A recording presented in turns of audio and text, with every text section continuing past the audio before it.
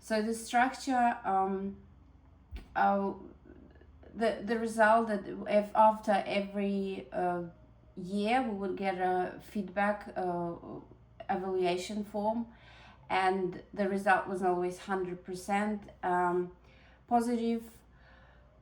And what happens that every year we finish the program, there's more need to continue. So this year, as soon as I've posted the entry that we are opening up again, immediately I have received around 25 inquiries.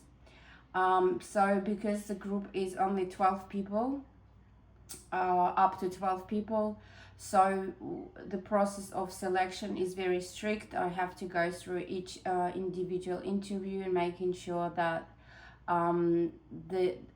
there's a structure behind it, and people are informed what are they coming into, as it's not an art or cultural program, it's not a networking event, it's not a group for community.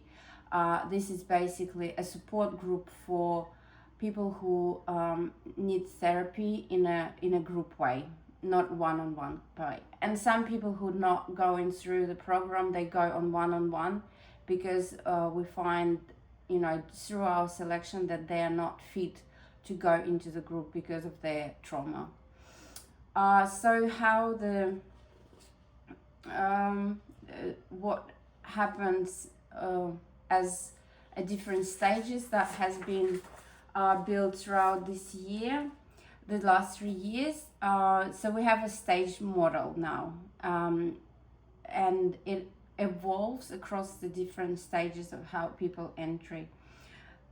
So in KOLO, I began mapping the therapeutic process to settlement journeys, because what helps in the first months when people arrive is different what helps now when people are here for 4 years.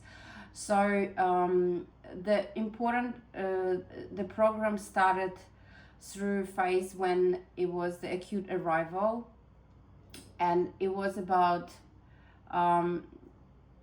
early on, the task is not to process the story, and it's regaining the safety in the body and restoring basic capacity to sleep, to orient, to contact, and that was the major point of entry, especially when the war started.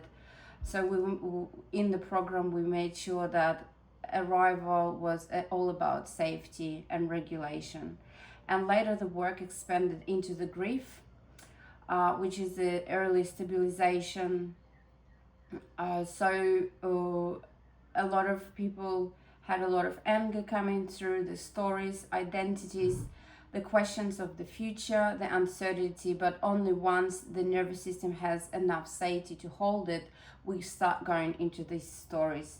And this stage lens also prevents a common clinical mistakes, trying to go deep too early. So when the person goes through that stages of early stabilization, they want to go into their stories. So we're still in emergency adaptation stage, and there's no stories. It's more, again, transitioning. So how do you hold the group together without going into that practical stories? And the next stage was identity navigation. So we started exploring their relationship with the space, their relationship with themselves, understanding their strengths. So the core identity navigation practices that we use is all about building the strengths, building the understanding of self. And then the next stage was belonging. So we work a lot with nature, getting to understand your environment and trying to understand yourself in that environment. And in practical way, at this stage, I would say that was the second year, going into the third year of war. A lot of people started going back. So that understanding that, after going through identity navigation, going into belonging and realizing the process that I do belong in that country, and people would go back because the community started developing as they've been living there, here for 3 years, 2 years, mostly all of them, and there was a lot of visa issues at that time. So a lot of people started going back or finding new places to live outside Australia. But the other part of the group started bringing that integration into the community, and the tools that we use with mandalas, with nature therapy, with local flora, local words, integrating English into the practice, understanding your own sense of belonging to this space in Australia. And the last one, which I'm currently experiencing, is just the starting of this year, is the growth. In this, being the fourth year of, the conflict in place, there's more work on clay touch, meaning collage, creating a story for yourself, seeing how you fit in the community, and witnessing each other and just being there for each other.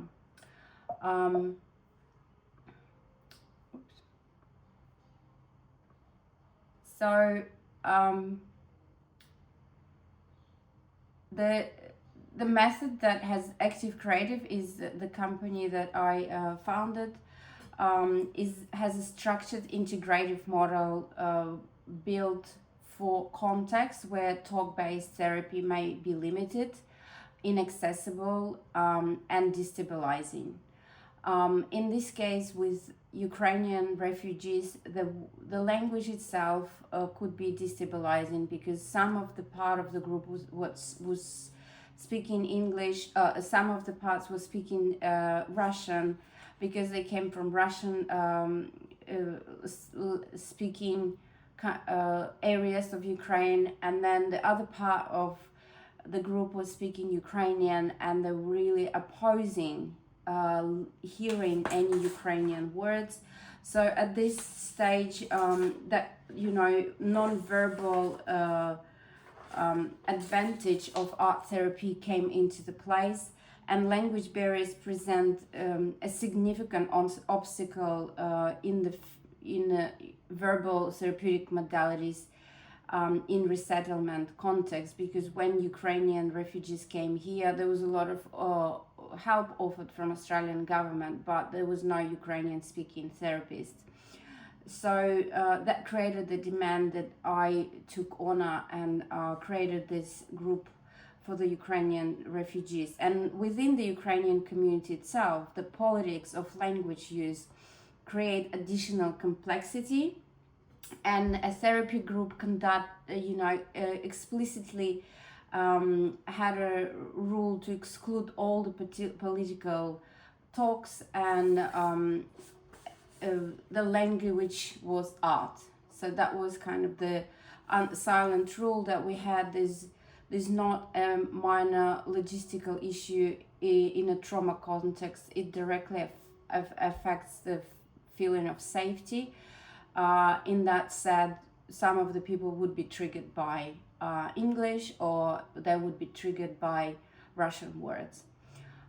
So that's why art therapy, as it operates in non-verbal way, that was the most effective way to approach. So in Active Creative basically is a structured non-verbal art therapy framework designed for contexts where language is limited, unsafe, or culturally complicated. And what makes it distinctive is that it's sequenced. So there's no random mix of modalities that we use, and every session follows the same structure of 4 stages: initiation, creation, activation, affirmation.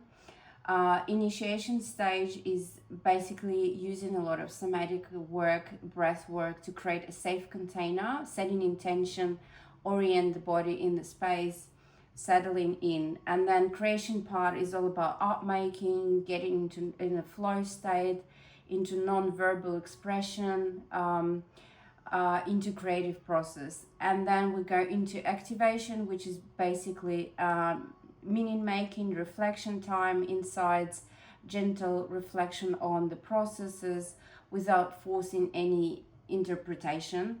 And the affirmation is basically a grounding closure part, which is essential for every session that and workshop we do. We follow the structure. So closure, grounding, making sure they are resourced, they're returned to life with ability to feel present, and not in uncomfortable space to be out in the world. So the foundation is presence, compassion. There's no judgment in the process, and community has to feel contained and held. So for displaced communities like Ukrainian refugees, this structure become the most stabilizing ritual, especially the more they would come. They had a very structured form, and the life outside the group could feel very chaotic and uncertain, but then when they come to the group, it is very structural, and that creates a stability and safety and containment for the nervous system. So some of the theoretical spine of this is basically polyvagal theory, somatic trauma science, and then being transpersonal psychology, using a lot of practices from transpersonal art therapy, which is the part of the actual processes. So what happens in 2 hours of our session? The most common thing, the most practical thing in this work, materials are not decoration. We're not creating an artwork. They are our integration tools. So every material that we use is coming with a lot of awareness from my side, and brings stability and opening and creating a safety. So we use bilateral drawing, basically both hands draw simultaneously, which creates a lot of regulation in overwhelm, numbness, dissociation that lasts for about 7 to 10 minutes. We do the breath during the bilateral drawing, so different types of breath work. We do a physical attunement to the rhythm, so we use a lot of music and physical attunement using the body to find the rhythm. And then we use metaphorical cards with symbols to help, especially without the metaphorical cards that we use. They have no verbal explanations.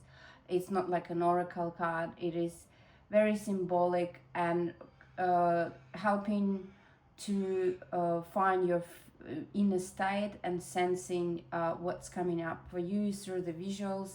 And then with the materials that we use, there's a lot of clay, a lot of art materials that feels grounding. So even when the clay is given, we make sure that it's in the processes when we're already on the third stage of regulation, which means, when we're going into self-identity. So on the early stage, we never use clay, or we close our eyes.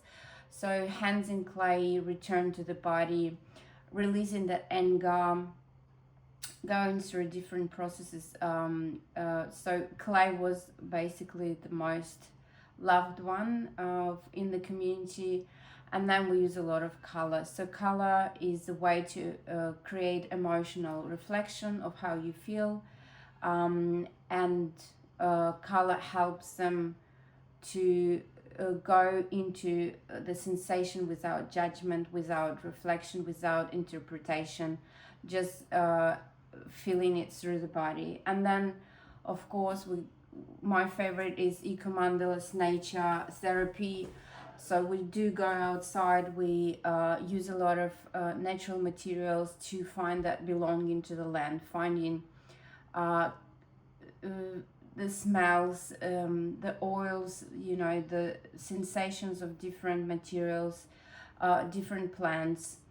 Some of them remind them of home, they find that the new belonging stage of understanding that this is Australian native plant, but it kind of reminds you of that Ukrainian field, that color, that association, and slowly building that belonging through ritualistic approaches as well. So the practical sense why non-verbal practice is basically so unique in this sense, and a lot of participants they've never experienced anything like art therapy in general. They wouldn't know what art therapy is, so I literally had to use different ways of approaching them to explain what we do. So the cultural background and understanding, that Ukrainians in their culture of being not open to any psychotherapy before the war kind of approached them. There was a lot of stigma about going into therapy, so that bridge had to be created for them to enter the space. So in the way we approached the circle, the KOLO that people come in, we make sure that language and politics, everything stays outside. We try to limit emotional vocabulary in English, and that something that verbal therapy would bring up. So the other thing, what art therapy becomes the unique way approach to this group is because at each session participants invited, never required, to share their creation and their experience through the group. And being Ukrainians, there's a tendency to really witness everyone, and to make time for everyone to share their process, tell their stories without interpretation, and just being witnessed and guided, and that creates like a child playful excitement in everyone when they start sharing their creation, especially when it's not like an art class. So for many Ukrainians, women in particular, have been most of them primary caregivers, so they have children, most of them, I think all of them, and they carry a lot of emotional balance in the family that they go through, and maintaining that supportive environment for them, feeling like a child, feeling playful, is very unusual for them in these circumstances. And by witnessing and allowing them to go and play the role of a child, and play and be fun and creative, is something very unique and rare for them to access during these times. And again, we do use a lot of music during the sessions, and sometimes women would start singing, and there would be a sense of cultural belonging to each other through the song. while they're in a creative process, and that creates such a deep um, sense of home inside of them, and there's a lot of release through that, through those emotions, through that feeling the connection, feeling like you're part of the whole, which is not present in their life at the moment. So that's why art therapy enables all of this, in terms of what other would this displaced community have on offering, because of the trauma that they've experienced, the co-regulation through creation, through safe expression of anger and grief, and witnessing and trusting that there's a space for that to behold. It doesn't apply to any other therapeutical circles or community events or community networking. It is a very unique way for anyone who goes through displacement, through migration, to start stabilizing themselves through that creative act.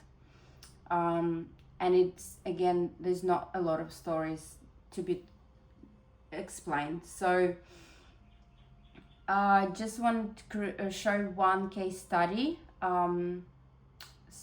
that would be something that you could feel the background of the stories that we exposed to. So the case study is basically of a woman in her 60s.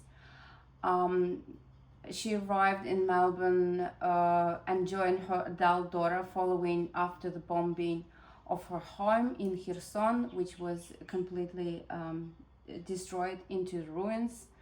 And she came, in a very distressed stage, or feeling very exhausted, and she left behind her mother because she was too old. She had a very deep sense of guilt, and then when she came to Australia, they put her on antidepressants because she couldn't feel her body. She was not present with her body. So when she arrived to that space,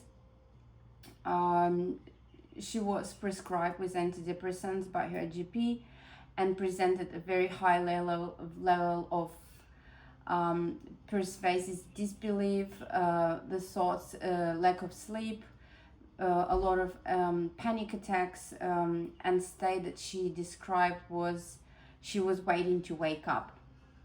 Basically, her house that she lived in, her son, was completely destroyed, but she didn't see it, so she left before it became a ruin. And then she saw a video evidence of that destruction, but described it as feeling not real. Like she just watched it as a video as a movie, and she couldn't connect that reality to her life. So at the first session, she sat with arms crossed through both sessions. She reported there's no feelings. When she was invited to do any practices, and she couldn't locate any sensation in her body. We couldn't find the way to start art creative process at all. And she just watched the other participants, and that was very pleasing for her, that to see that there was a container that was held without pressure.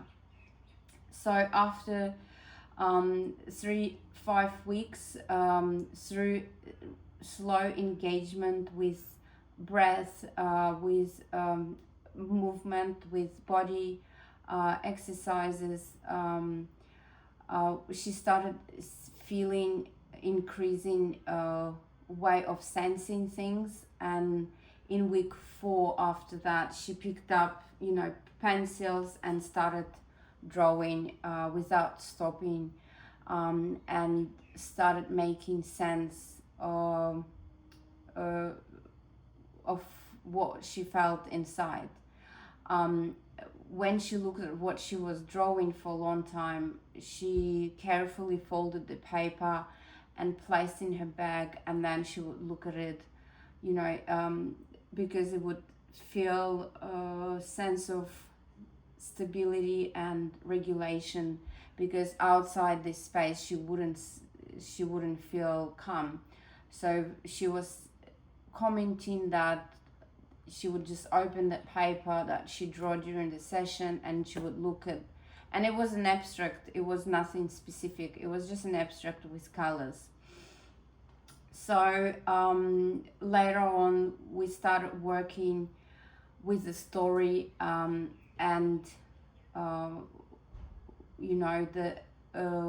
method, the material that we used was collage, and she started looking through magazines and picking up things that felt really to express how she feels. So she felt a lot of grief, anger, and she chose the images that she chose, it was about the ruins and destruction, and then without any interpretation, there was a very content safety circle for her to witness that and just be present with that. And that started the process of going into anger and grief. So we used clay to create that anger and to hold it in the hands, and just witnessing it through emotions. And then later on, Elena, she started sleeping, and that was probably the biggest outcome for her, that she started feeling, she started seeing that she lives with her daughter, and she started seeing grandchildren. She started seeing that she's in Australia. So becoming present with her body, and she said that I'm not waking up at nights anymore, and I started doing the breath work every day, and throughout this process, the outcome, she's still, after 3 years, 3 years here, she found the way to integrate herself with the family, with her daughter, with her grandchildren. She started serving. She found a job without knowing any language. She found, being adapted to the lifestyle here. She started traveling by herself. So the results of that repetitive and slow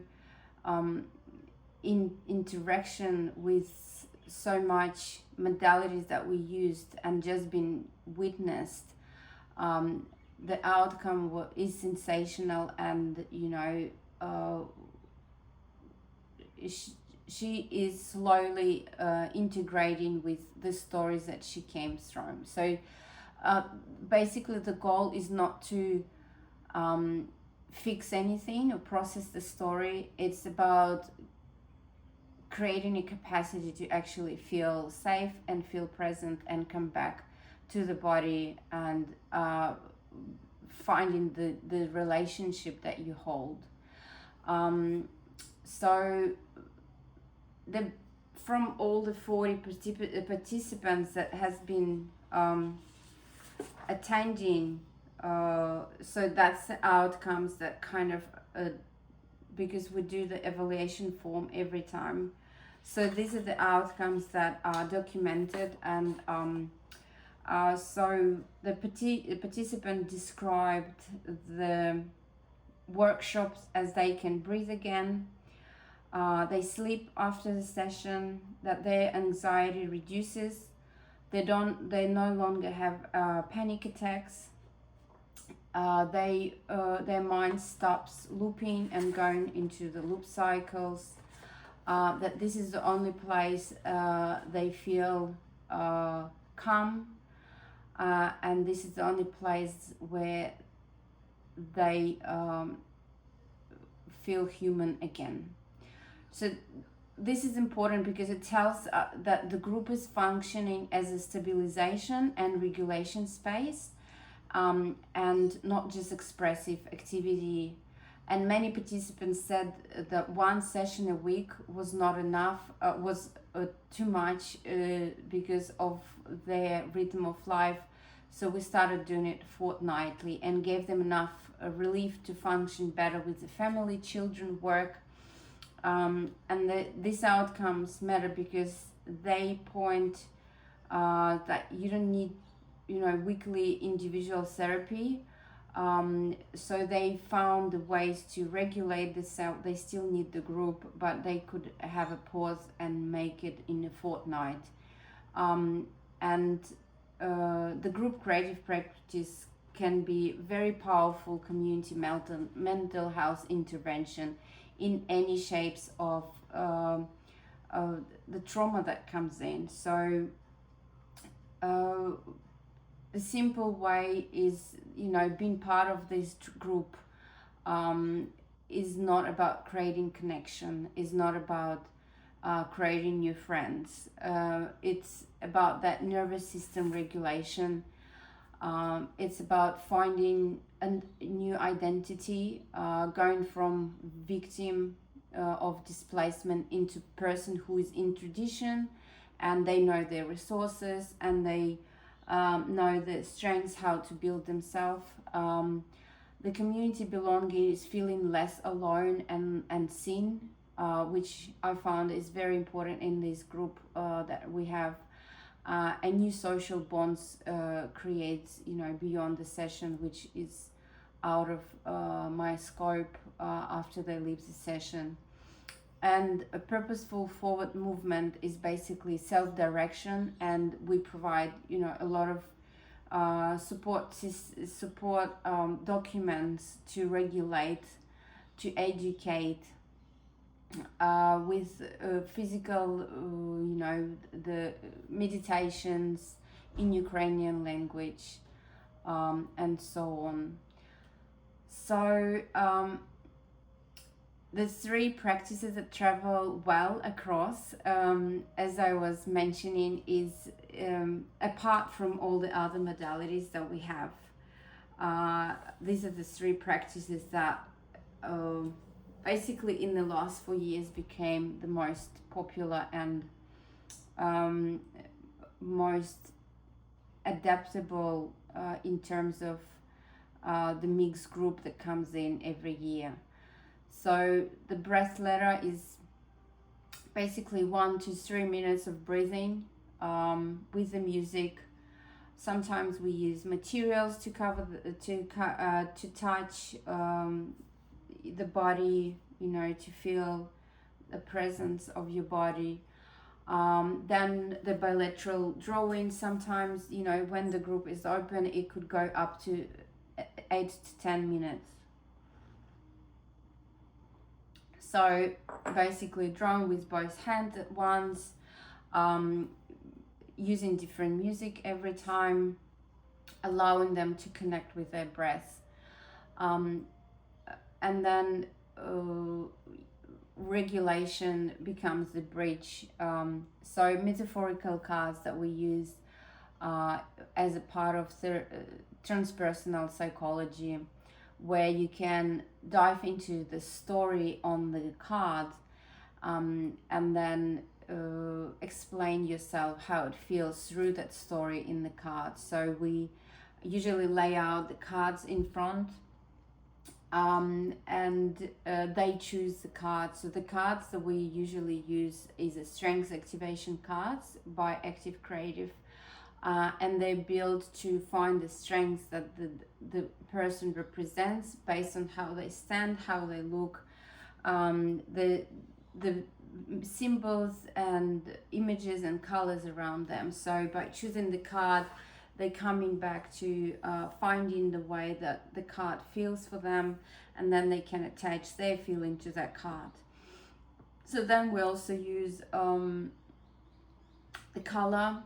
So starting with, you know, how do you feel today and what color would come up for you, and this works really well because the women that comes through, they are very open to different colors, and I guess that's the cultural mentality of Ukrainian women, being very feminine, being very creative as a nature of you know, the culture.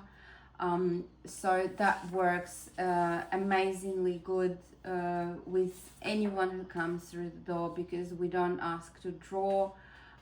There's always the stigma about, you know, drawing and making art. So we start with basically color, and then the Ika mandala, witnessing, so gathering, working with natural materials, leaves, stone, branches.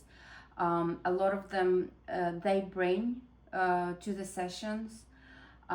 They bring flowers from their backyards, and that engages a lot of sensory systems in a way that it both grounding and regulating. And for people who have been in stage of hypervigilance or freeze or numbness, the textures, the smells, the weights, the sense of natural objects bring attention into the body and present moment, and activating the parasympathetic nervous system to rest and digest before we start the activation process. So the Earth Mandala, which we did a year ago in an open park, a collaborative creation where you build from materials found in the immediate environment, going metaphorically back to their placement on the earth, as has multiple therapeutic functions simultaneously. It grounds participants in the current physical surroundings. The reduced dissociation, it creates beauty through collection, through the process of making a decision. It produces a structure that mirrors the impermanent nature of displacement that they experience. And then the whole process of nature and mandala creation and being in nature metaphorically takes them back to understand of what are the process of selection, the materials for them, what are the priorities for them to select these materials, how far do they go to select the materials, what are the types of materials that they want to find that makes it important for them, and this creating of belonging on the nature, on the land, connection to that ritualistic creation on the land, which is very part of Ukrainian culture. So important part, of course, that it is a trauma responsive pacing, so everything is very slow and basically grounding, and as I said, you know, there's a lot of somatic work, breath work, that the cultural and language safety, the honor of mixed languages, that non-verbal way, that cultural resonant symbols that we use. We avoid any assumption about identity. There's no judgment, no comments on anyone else's art creation unless they ask for permission. There's a group confidentiality agreement, so there's consent before we start the group, that everything happens in the group stays here. We have a very clear group agreements that starts every session for the last 4 years, and publicly sharing most of women do share their art creation themselves, but it is also part of protecting the participants to feel contained and held and safe in this environment. As I want to finish, the world is going through a lot of disturbance, and what we see today on the news from one country to another. Ukraine is just a space that has been dealt with this in the last 4 years, and then it is a good example for us to use to see how creativity becomes a bridge from displacement to belonging, how we can find and help find ways to help people from feeling displaced into finding a new growth strategy through finding the belonging, finding new identity, rebuilding themselves, and creativity and art therapy, expressive therapy, somatic therapy is the gateway. So if we align art therapy to the settlement journey and lead with safety, creative practice can restore agency, connection, and forward movement without demanding a narrative before a nervous system is ready. So thank you for this opportunity. What I do want to mention that it is a journey that's been building throughout that ongoing conflict. So one important part of the Ukrainian refugee story is there's no certainty at the end of the story. The war is still ongoing. The stories continue to keep coming. So that's why this group is continuing its 4th year at the moment.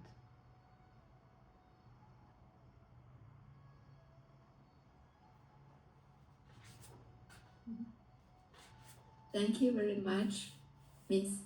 Villali, for your splendid speech. In the trauma of war and displacement, art therapy shines like a light, illuminating the path towards safety, belonging, and settlement. Your practice shows us the power of art in humanity's most vulnerable moments. Thank you so much. Thank you. Thank you. So stop there share. Also, yeah, you can stop share. Yeah, now it's time for questions.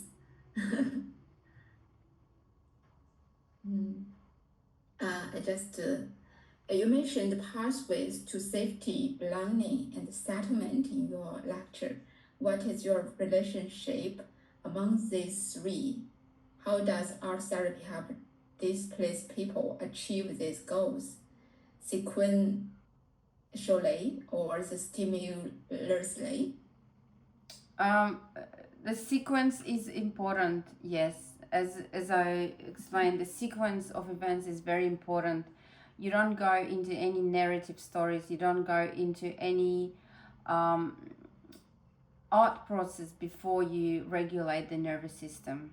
Yes, so that's basically the method that active creative holds is to follow the structure. So it is trauma informed, and it works for the best for the participants, especially with different trauma exposure. So when people come in, it has to be 6 sequences of events for them to get into that feeling of safety and start opening up. Because if your body is in a freeze zone and your nervous system rejecting anything, even the language, there's no way for adapting or integrating into the society. So the body will always reject and find more ways to protect itself without entering any growth, without entering any possible ways to find connection that can identify you or find strengths. You know, and that's why we have, you know, the moments when people arrive late and they miss the part of physical somatic breath work or bilateral drawing. We never allow them to go into the creative process, because that could actually destabilize them and, you know, make them trigger other stuff that were not present even, you know, when they arrived. So it is, yeah, sequences of events is very important. Good, thank you for your answer. Yes, that as I know, of course, I just connect with dormitory. He is Ukraine's art therapist. Yeah. And also, I just organized a roundtable with you maybe later. But he couldn't show up. Of course, in Ukraine, there's no electric power and also no water, and very cold air. Very so cold, in very poor condition. So I think the problem of the mental health or something.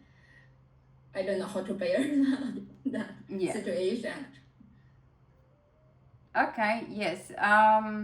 So with that, I hope that, you know, if he joins, you let me know.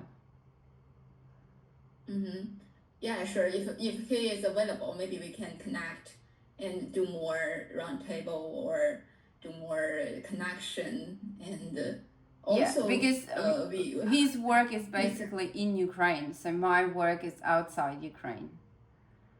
Yeah, maybe you can assist them together. Yeah. Yeah, when he is available. No, I didn't find him as well. Maybe no power and no connection. Yeah. Sure. And okay. That is all that here. So I just for last question for you, and then we go for next presentation.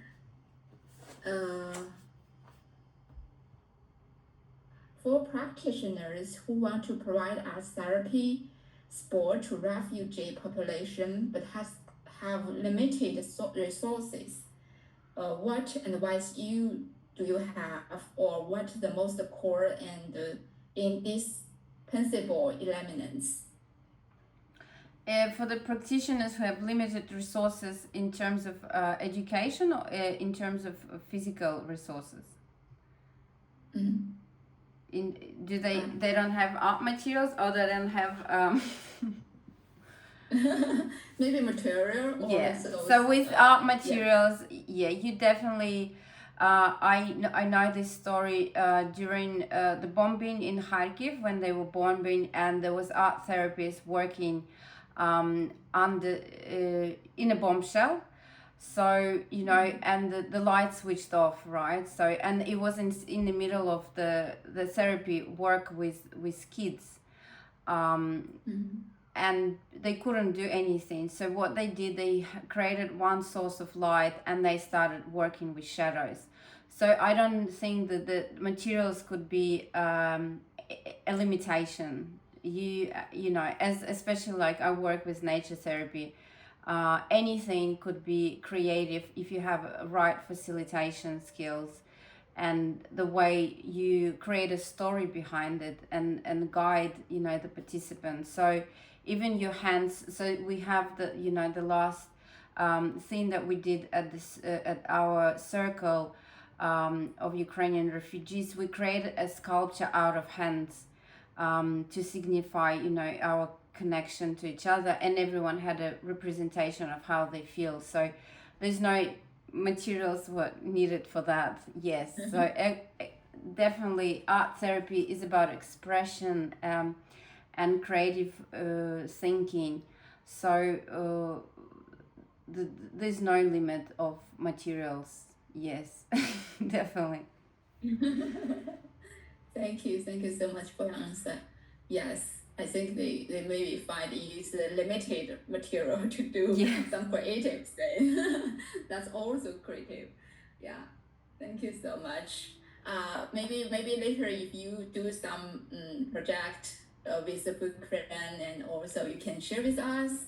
And I want to do more information, and also I'm curious about how do you help them out of the Ukraine?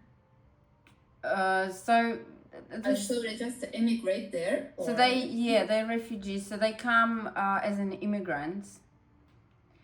Okay. They're basically fleeing, the war, and they, I didn't go any creative ways. I just posted on Facebook into the Facebook groups where they look for work or they try to find, Ukrainian food in Melbourne.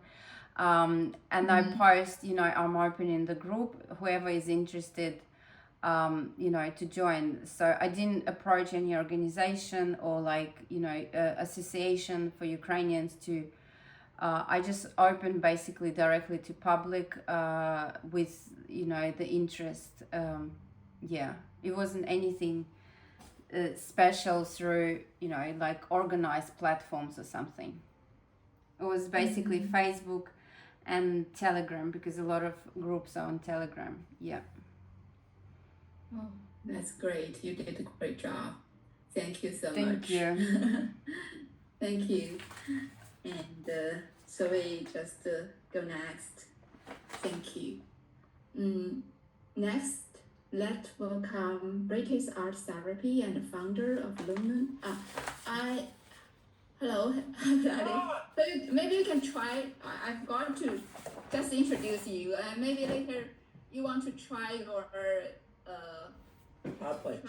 equipment and what kind of the. So I go to the